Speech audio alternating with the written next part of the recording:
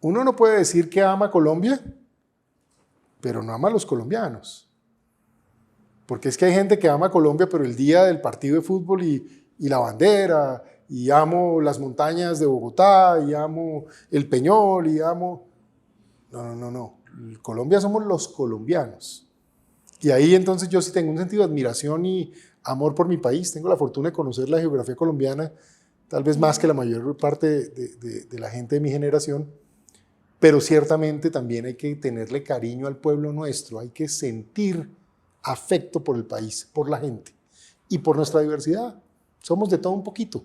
Aquí hay gente que se presume de la realeza y eso aquí no existe. Si había realeza, era realeza indígena y todos estamos remezclados.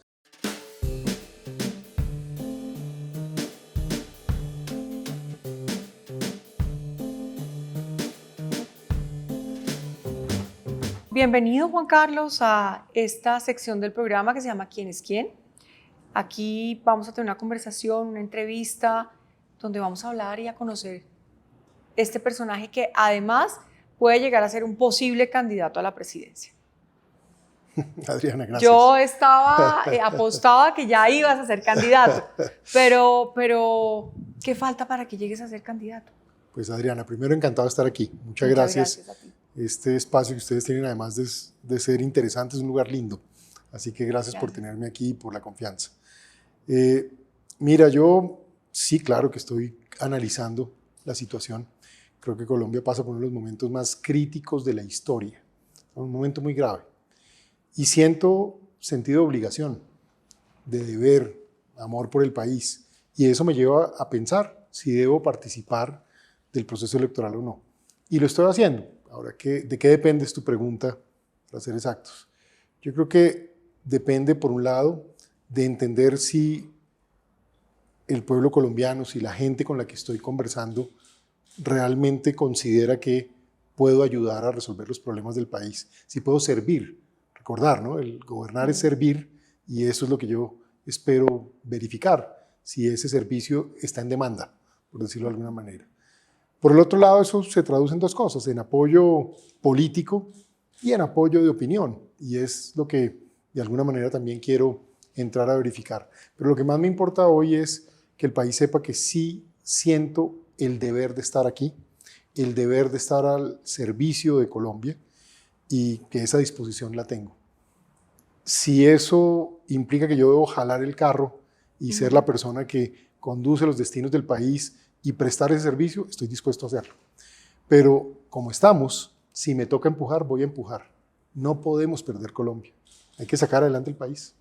Hoy has hablado con partidos, has tenido conversaciones cercanas. He hablado con mucha gente, ¿sabes? He hablado con sectores políticos, con estudiantes, con sectores de opinión, con empresarios. Sí, te soy honesto, siento que la gente quiere orden, quiere autoridad, pero al mismo tiempo también quiere conocimiento y experiencia en los temas críticos, en el tema económico.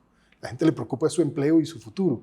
La gente le preocupa su seguridad, pero no solo desde una perspectiva global, sino de poder tener la tranquilidad de ir a trabajar, de tener una vida que de alguna manera le permita progresar.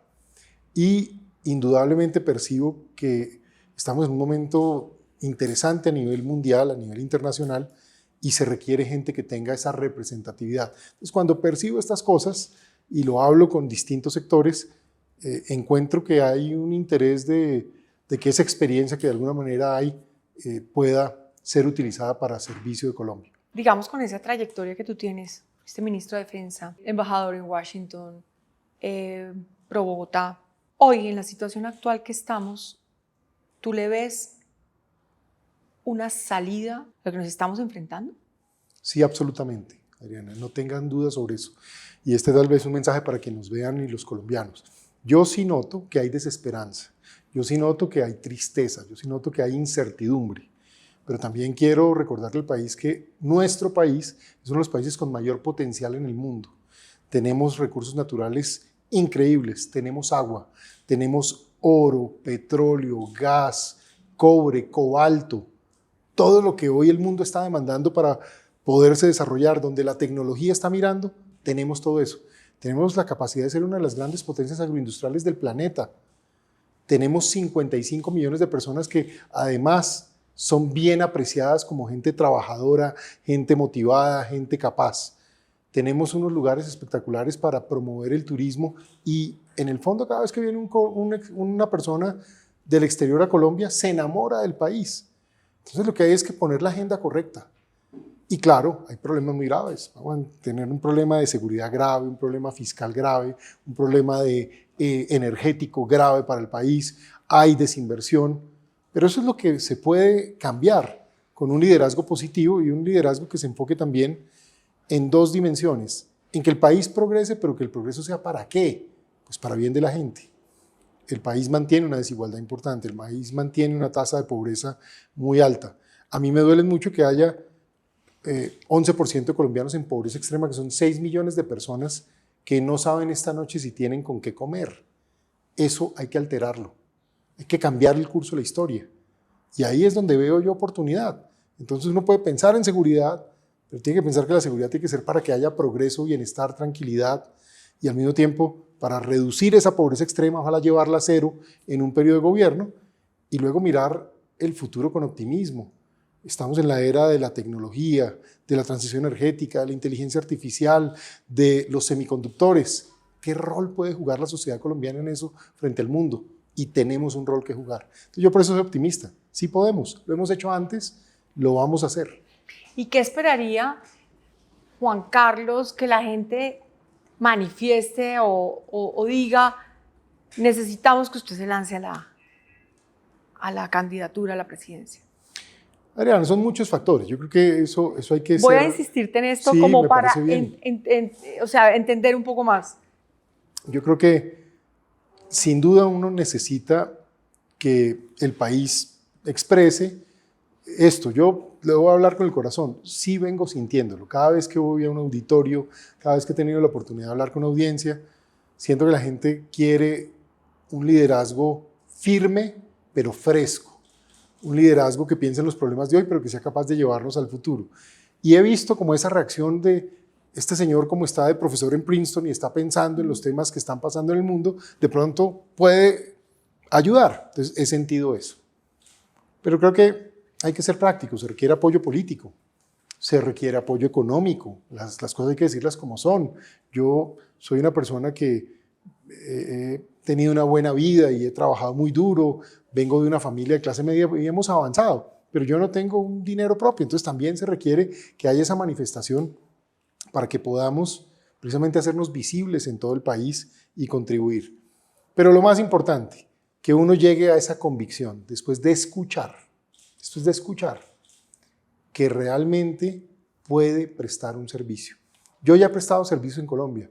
A mí me tocó ser ministro en medio de una guerra y liderar unas fuerzas armadas maravillosas y ver a esos soldados y policías producir los mejores resultados de la historia.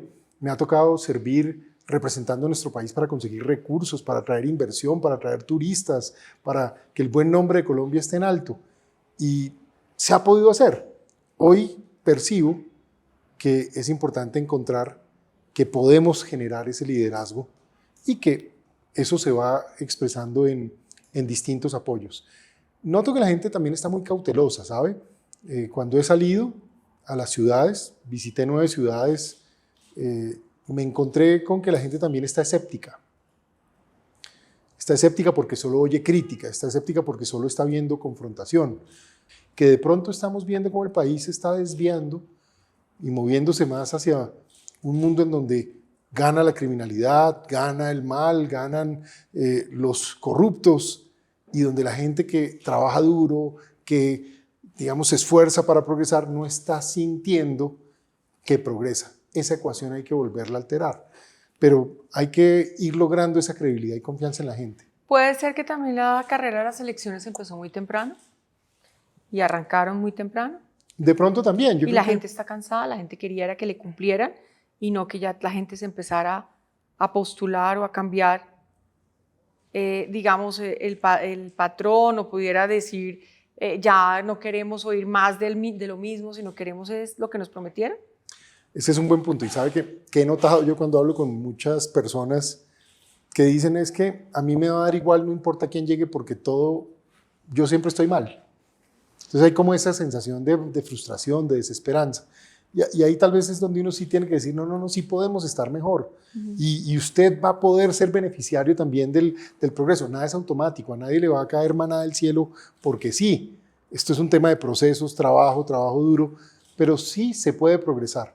Y ahí es donde yo un poco lo que he tratado es de traer la experiencia en el mundo. Mire, he estado estudiando varios países, Singapur, Finlandia, Noruega, Australia, Corea del Sur, Emiratos Árabes. Todos estos países hace 60 años eran 4 o 5 veces más pobres que el ingreso que tendría un colombiano, un ciudadano de esos países. Hoy casi todos son 7, 5, 6, 8 veces más ricos que Colombia. No tienen los recursos naturales que tenemos, no tienen el agua que tenemos, no tienen la biodiversidad, no tienen la capacidad de producir los alimentos que tenemos. ¿Por qué si pudieran? ¿Qué lograron? Consensos. Se pusieron de acuerdo en que había cosas que son importantes para la sociedad y que indistintamente de la opinión política que alguien tiene, son vitales. Ejemplo, la seguridad como un elemento crítico para el progreso. Ejemplo, la educación como valor fundamental del futuro, del conocimiento y de la oportunidad de crear tecnología, agregar valor, progresar. Fundamental.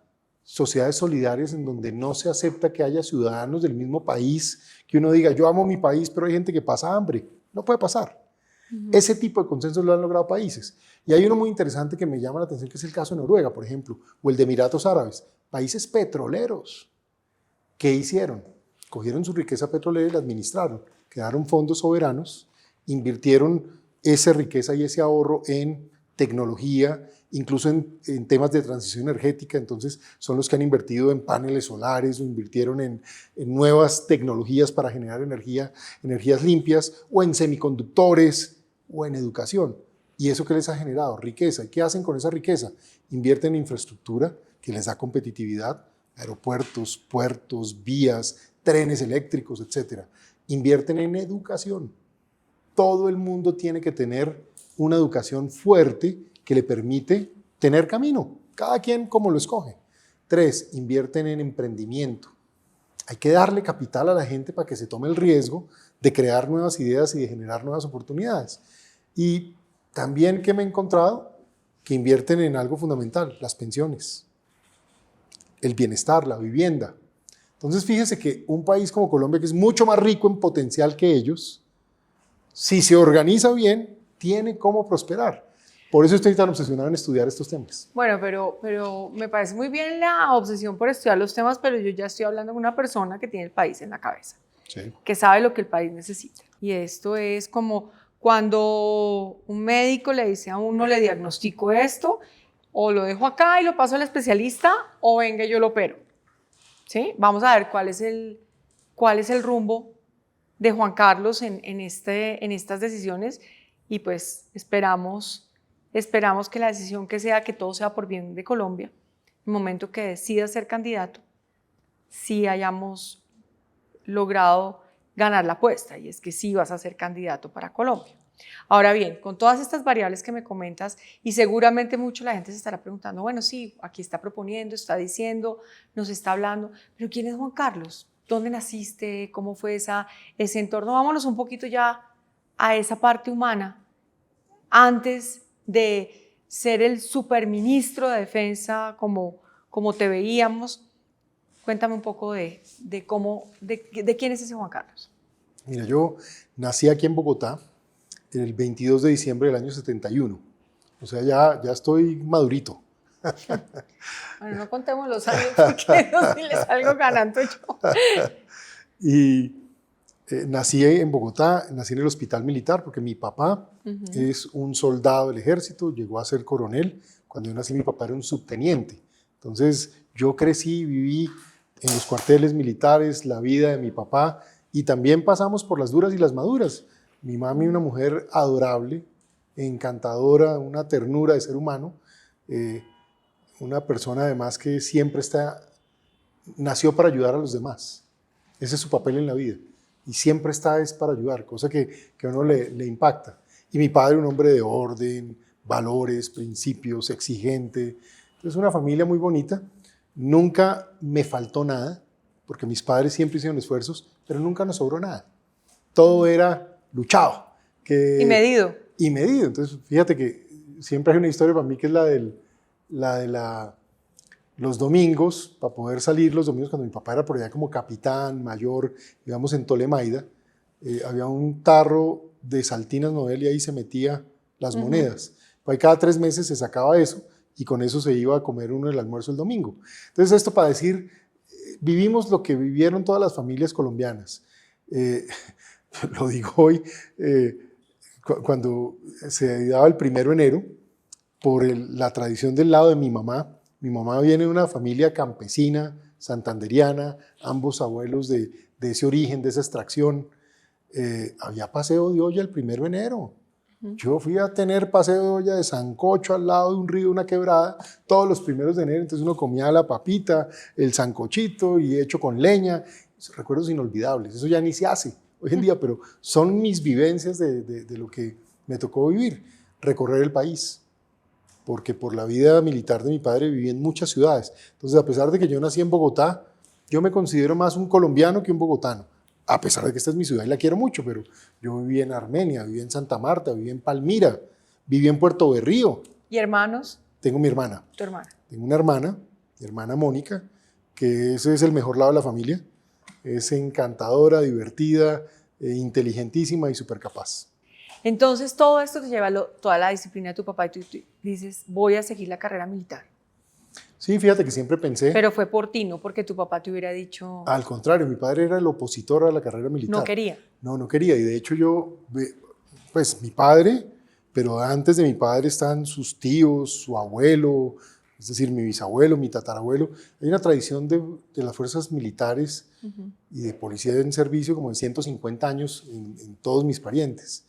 Y por lo mismo yo sentía como ese llamado al servicio. En el colegio... prestábamos servicio militar en el Colegio Patria, yo era el brigadier mayor de mi colegio, entonces obviamente todo el mundo se imaginaba, no, este tipo es para eso. Y llegó la hora, la verdad, y terminé estudiando economía. Economía, me encantó la economía, me encanta la economía y esa fue mi carrera que disfruté mucho. Duré muchos años muy enfocado en el tema de la economía financiera y ese fue un poco mi mundo, en el sector bancario, en distintos sectores.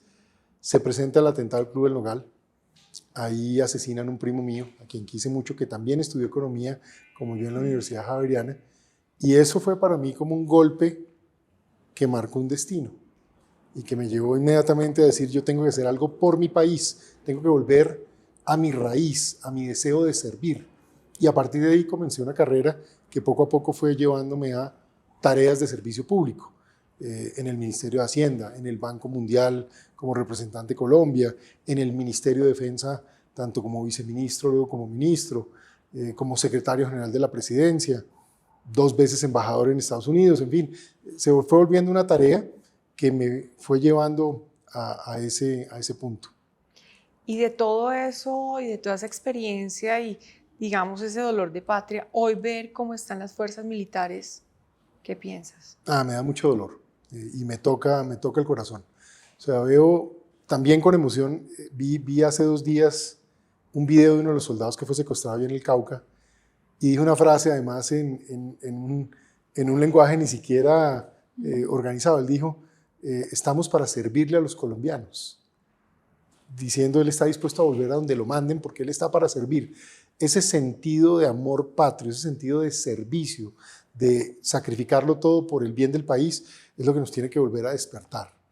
Y a decir, claro, los colombianos como un todo tenemos que poner cada uno nuestro granito de arena, de ser buenos ciudadanos, de ser buenas personas, de ser solidarios, de sentir el dolor por otros. Al mismo tiempo, otros tienen otras vocaciones, de producir, de crear empresa, de innovar, de pagar impuestos, pero en general de ser buenos ciudadanos.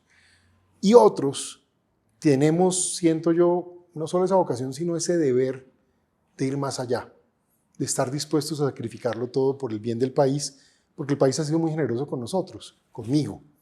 Yo no soy un hombre de dinero, pero soy un hombre afortunado. He hecho todo lo que se pueda uno imaginar en la vida a esta altura de mi vida. He tenido todos los cargos posibles, he hecho empresa, he sido profesor en la mejor universidad de pregrados en el mundo. O sea, ¿qué más puedo yo pedir tengo una familia divina, una señora preciosa, unos hijos Bueno, ¿y extraordinarios. cómo conociste a tu esposa? Cuéntanos. A Pili la conocí muy afortunado, mi hermana. ¿Ah, Mi sí? hermana se hizo gran amiga de Pili y un día la llevó a mi casa y yo dije, esta niña va a ser la mamá de mis niños. Y muy jovencitos nos casamos, nosotros llevamos casados 28 años. No, pues eso sí, no tengo nada que expresar por Pili sino amor y gratitud. Gran persona. Tenemos dos, tenemos una niña, yo le digo niña, pues una persona de 27 años, pero para nosotros es mi niña chiquita, y muy admirado, la veo progresar profesionalmente, la veo marcar un destino, tiene criterios propios, tiene una visión sobre la vida que le he ido cogiendo admiración, he ido tratando de aprender, que confieso que hace unos años no fue tan fácil. Yo decía, esta niña, ¿para dónde me está cogiendo?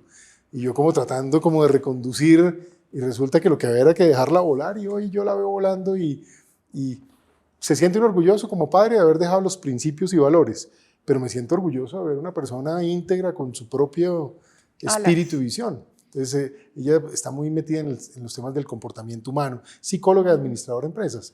Entonces, está muy metida en la calidad de vida de la gente, en el buen vivir de la gente, en que la gente tenga, digamos, buenas oportunidades, buen trato. Y tengo un niño que está próximo a cumplir 20 años, estudia en Estados Unidos, él nació allá cuando yo era representante de Colombia en el Banco Mundial, y bueno, está estudiando 2 carreras, finanzas, y estudia también ciberseguridad y analítica de datos, que son como los temas del futuro. Y me ha admirado mucho que mis 2 hijos escogieron que ahora la regla ya no es tener una carrera, sino salir con 2 carreras. Digo, carajo, ¿cómo hacen ellos? Y bueno, orgulloso de eso. Y Pili, pues divina, ella trabaja duro, nos acompaña, nos lidera, nos marca el destino en nuestra vida de familia. Y debe ser fundamental el acompañamiento de ella y el apoyo de ella para tomar una decisión. Ese es, además porque tiene una cosa que yo admiro mucho de Pilar. Lo digo con humildad, nosotros ya pasamos por todo, hemos estado en sitios muy importantes y cosas muy relevantes. No la conmueve el poder, no la conmueve la apariencia. Es una persona absolutamente auténtica, es lo que es, le gusta lo que le gusta y lo que no, pues no le parece. Y tiene un sentido de servicio humano donde hace muchas cosas, pero no quiere ni le interesa que se sepa, sino es haciendo, es sirviendo. Yo valoro mucho eso. O sea, el team, dirías tú que es el ideal.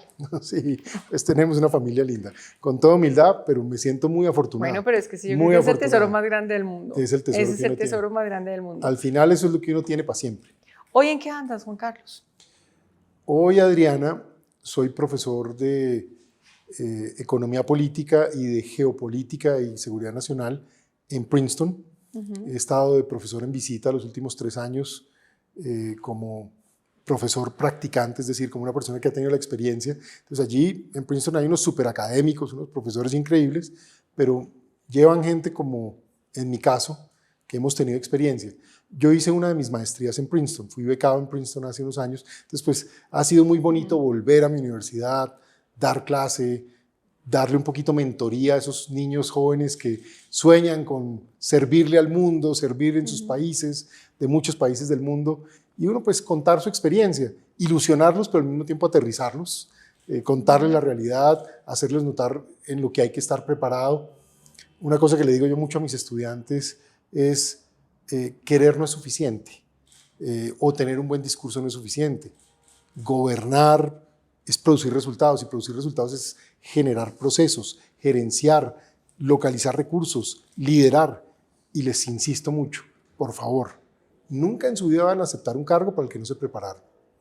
Esa sí es una condición que yo sí he exigido y considero que es algo que uno debería decirle a todo el que se mete a estas cosas. Sí, total. Con mucha franqueza, es bueno que la gente quiera servir, pero con la misma franqueza y transparencia, es muy importante que la gente se meta en las cosas en donde puede aportar. Pero si usted no sabe de algo, con que opine no es suficiente. No, la opinión no es suficiente. Es una buena condición. Tener buenos valores es una buena condición, pero saber de los temas es vital. Yo digo que eso es como cuando uno piensa en el tema de los médicos, que es algo que todos admiramos, porque tarde o temprano todos terminamos en un hospital o con un pariente o con uno mismo con alguna condición. ¿Y qué es lo importante de un médico y por qué esas especialidades? Pues porque si usted tiene un dolor en la cabeza, no es tan buena idea que lo atienda un médico de rodilla. Usted necesita un médico digamos, un neurocirujano, un neuroexperto. Eso yo lo noto como un tema que también hay que aplicar en otros asuntos. Y en los temas públicos sí que eso es vital. Ese tema de que es que yo opino y yo sé no es suficiente. Hay que prepararse, hay que saber y hay que producir resultados. En las iniciativas privadas sabe que uno tiene derecho a equivocarse. Todos somos humanos y uno se mete en algo y puede fallar. Pero si usted falla en algo privado, pues falla en su propia iniciativa y pues perjudica a un grupo más pequeño de personas. Cuando usted falla en un tema de gobierno, afecta a millones de personas. Y si usted lo está haciendo además sabiendo que no sabe, hombre, eso me parece que es como mal, está mal hecho.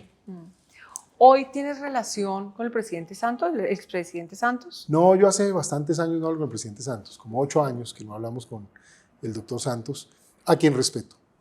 De mí nadie oirá nada que no sea respeto, pero también diferencias claras que nos llevaron por caminos distintos y se lo digo también con reflexión, con una actitud reflexiva. Nosotros no podemos vivir en el ayer. Los problemas que hay hoy son tan graves que hay que ponernos y trabajar hacia el futuro. Pero frente a ese ayer, tal vez lo único que yo digo es, mucho advertí que teníamos que tener cuidado en Colombia de no generar impunidad, de no promover, si se quiere, que las economías criminales reverdecieran. Y si usted mira hoy, eso es lo que nos pasó. Muchos factores, pero en resumen hay unas economías criminales súper prósperas y hay una sensación de impunidad enorme. Y eso está llevando a Colombia a una crisis que no debería tener. Tal vez esa fue mi diferencia en mi observación en ese tiempo. ¿Con algún partido en especial hay alguna afinidad o algún tema que tú digas, este es como con lo que yo pienso, lo que yo me identifico? Adriana, yo he sido una persona muy independiente y me he preocupado por eso, pero creo en los partidos políticos. O sea, ¿crees que los partidos sí tienen que volver a retomar? Es muy importante tener partidos políticos fuertes y quitar estos temas unipersonales. Los movimientos. Los movimientos o el tema de que yo creo algo solo para lucirme yo. Eso creo que es un error. Los países, la sociedad necesita líneas ideológicas y líneas de pensamiento y la gente se va aglomerando a partir de esas líneas, que son cosas mucho más importantes que lo que uno piense como persona o quiera ser como protagonista. De ahí que creo en que es muy importante que haya partidos políticos fuertes, porque no es el tema de una persona, es el tema de un segmento de la sociedad, de una manera de ver las cosas y promover ideas. En mi caso, soy una persona que creo en la libertad, creo en el respeto profundo por los demás, creo en el orden, creo en la necesidad de un país que sea solidario, que piense en los demás. Pero también creo que hay que promover la innovación, la tecnología y la inversión como elementos fundamentales para que todo lo anterior se materialice. Entonces, esa es un poco como mi visión. Eso me acerca a distintos sectores. A veces, se los pongo de esta manera, los sectores de izquierda dicen que soy de derecha. Los que están muy a la derecha dicen que yo no soy de derecha. Y los que están muy al centro, entonces dicen, no, es que Pinzón es muy de derecha por lo de la seguridad, pero a veces entonces también dicen, no, pero es que él habla mucho del tema social y de la solidaridad. Yo creo que hay que ser pragmáticos, hay que pensar en soluciones, en ideas, pero en resumen, sí hay cosas, como le acabo de decir, en las que sí creo firmemente y ya no solo son creencias, es estudio, son años de analizar las cosas, de viajar por el mundo, de conocer a Colombia en detalle, de arriba a abajo. Le dejo una muy clara, los países que han avanzado todos tienen una característica, hay ley y orden y hay instituciones tecnocráticas y fuertes. Y esa es la historia de todos los que avanzaron. Y hay patriotismo. Y hay patriotismo porque hay que Porque ponerle amor al país. Es lo que necesitamos. Hay que tener sentido de pertenencia y de deseo de querer el país. Esto es una frase que sí me dio mi abuela hace muchos años y que la valoro y me ha servido a mí. Me dijo, oiga, uno no puede decir que ama Colombia, pero no ama a los colombianos. Porque es que hay gente que ama Colombia, pero el día del partido de fútbol y la bandera, y amo las montañas de Bogotá, y amo el Peñol, y amo... No. Colombia somos los colombianos. Y ahí entonces yo sí tengo un sentido de admiración y amor por mi país. Tengo la fortuna de conocer la geografía colombiana, tal vez más que la mayor parte de la gente de mi generación, pero ciertamente también hay que tenerle cariño al pueblo nuestro, hay que sentir afecto por el país, por la gente y por nuestra diversidad. Somos de todo un poquito. Aquí hay gente que se presume de la realeza y eso aquí no existe. Si había realeza, era realeza indígena y todos estamos remezclados. Le voy a echar un cuento que no le echaba a nadie. Imagínense que a mis hijos, en un día del padre, no de este año, sino del anterior, me regalaron la prueba de ADN. ¿Cómo así? La prueba esa la de dónde viene. Exacto, de dónde viene uno y todo eso. Ok. Y entonces, claro, a mí me pareció buenísimo. Y claro, cuando salió la prueba, a mí me divirtió mucho porque yo digo, esta es la foto de un colombiano común y corriente. Entonces, que, no sé, 50, 60%. ¿De dónde? Pues de España, que de allá venimos todos, estos apellidos, esto. 35% ¿de dónde? De los indios Guane de Santander, pues es que era mi abuelo. O sea, ¿de dónde más voy a venir? Y sale fuera de eso que uno tiene un pedacito de África, de Nigeria, y un pedacito del mundo árabe. Eso somos. Aquí somos eso, una mezcla, y todo el mundo tiene 3 puntos más para acá, 4 puntos más para allá. Somos lo mismo. Pero al final terminamos todos coincidiendo. Exactamente. Entonces yo digo, por eso me gustó tanto esa prueba. Me pareció que, como que, eso somos. Sí, ¿y qué dijeron tus hijos? Se murieron de la risa. Bueno, retomando esto, Juan Carlos, ¿qué crees tú que nosotros los colombianos no sabemos de ti, pero que tú quisieras contarnos y dejarnos en la mente? Pues, sabes que me ha llamado la atención, a veces a uno como que lo encasillan en cosas. Entonces a veces lo encasillan a uno las élites. ¿Cuáles élites? O sea, yo vengo de una familia de clase media, mis abuelos eran campesinos, los otros abuelos de mi papá, servidores públicos, militares, pues toda la vida, algún tatarabuelo mío fue canciller, en fin, pero ese es un poco la vida. Lo otro, al final todo lo que uno ha hecho es con esfuerzo, pero es la historia de casi todos los colombianos. Yo por ejemplo, que a los empresarios les dicen es que son las élites empresariales. Hay que ver esos empresarios cómo luchan, hay que ver cómo se arriesgan, hay que ver cómo logran cosas. Los dolores, los mismos de todos los colombianos. A mí qué me importa, que mis niños tengan buen futuro.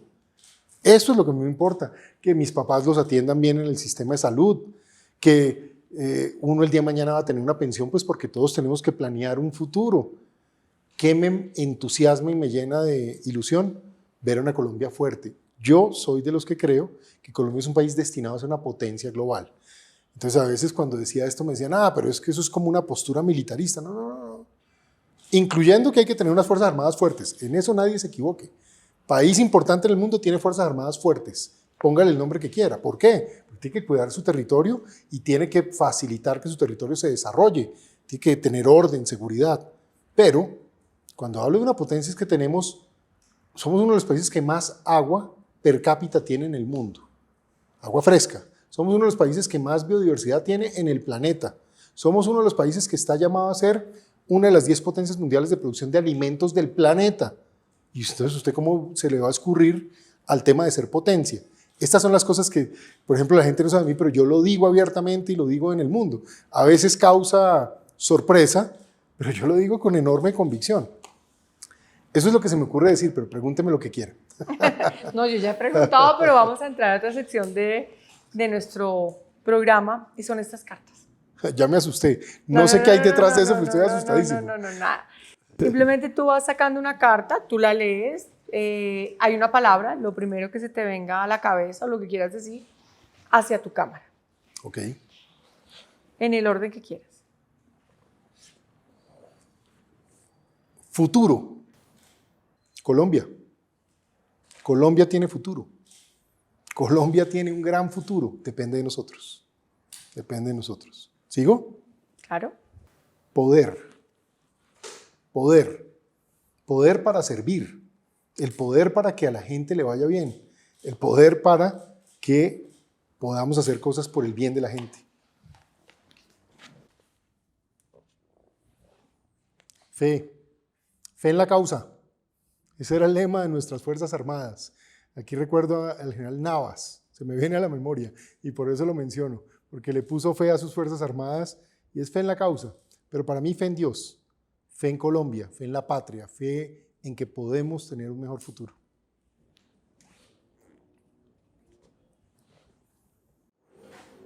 Educación. Esto para mí es una obsesión y es una de las 3 prioridades en donde el país tiene que hacer un consenso por tener un modelo de educación que esté orientado hacia la tecnología, que esté orientado hacia los empleos del futuro, que esté orientado hacia que la gente aprenda a hacer cosas que le generen ingreso y no a que termine con frustraciones, amarguras y resentimientos. La educación es la autopista al futuro, es la autopista a la equidad social. Frustración.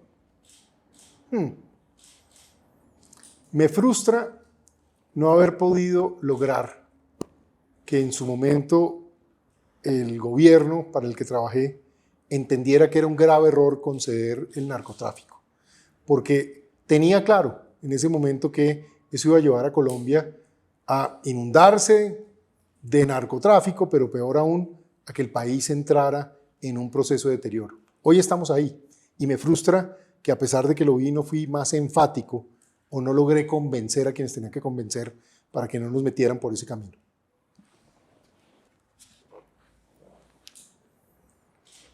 Familia, todo, el centro de todo, mi familia, mi esposa, mis hijos, mis padres, mi hermana, mis sobrinos, mi abuela, mi familia, todo.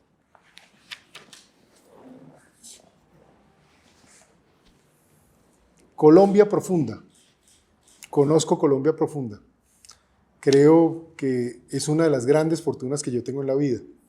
Cuando pienso en que tal vez en mi generación debo ser tal vez la persona que más conoció Colombia profunda, siento también una obligación, porque ¿qué hay en Colombia profunda? Bellezas increíbles e inigualables, pero marginalidad, pobreza y abandono. A la Colombia profunda hay que integrarla a la Colombia del futuro.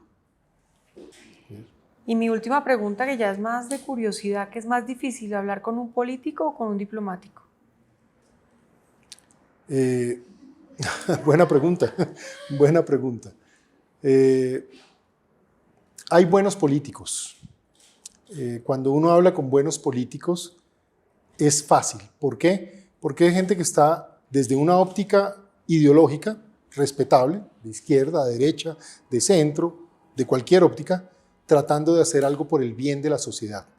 Porque eso es la política, es trabajar para que la sociedad esté bien y es usar las herramientas de la democracia para lograr esos objetivos. Entonces, eso es fácil. Hablar con políticos corruptos, con políticos que tienen agendas ocultas, que están es para la defensa de intereses privados o criminales, eso sí es un desastre, porque son camaleones, son capaces de cualquier cosa. Hoy están aquí, mañana están en otro lado. Y el país los ve y los conoce. Esos camaleones están ahí y son muy peligrosos.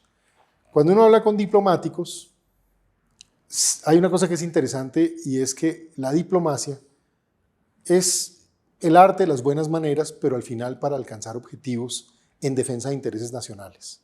Entonces, a veces la gente confunde las buenas maneras con debilidad o confunde las buenas maneras con ingenuidad o con falta de conocimiento. Ojo con eso. La diplomacia es hacer uso de esas buenas maneras, pero para defender con firmeza absoluta aquellos intereses que tiene una nación. Y eso es tal vez lo que hay que aprender a entender, porque la gente se confunde con eso. O sea que dentro de lo tuyo podrías meter volver a creer en los partidos, volver al tema de la política seria y de la diplomacia. Claro, eso estoy Porque de acuerdo. Colombia ha perdido un poco eso. Sí, el país necesita partidos políticos sólidos que defiendan ideas que ayuden a tramitar buen futuro para el país, reformas, avances sociales, económicos y en todos los frentes, pero al mismo tiempo también se requiere mucha firmeza, mucha autoridad, pero tramitada con diplomacia, respeto, decencia y consideración por los demás. Bueno, pues muchísimas gracias, Juan Carlos. Yo me quedaría más tiempo preguntándote muchas cosas, pero lo que voy a hacer es que te voy a seguir invitando para seguir hablando de temas sobre el tema país. Dentro de todo este proceso de reflexión y todo lo que tengas en estos días, pues estaremos muy atentos a qué decisión vas a tomar. Todos los éxitos y, como dicen, todas las bendiciones que te acompañen.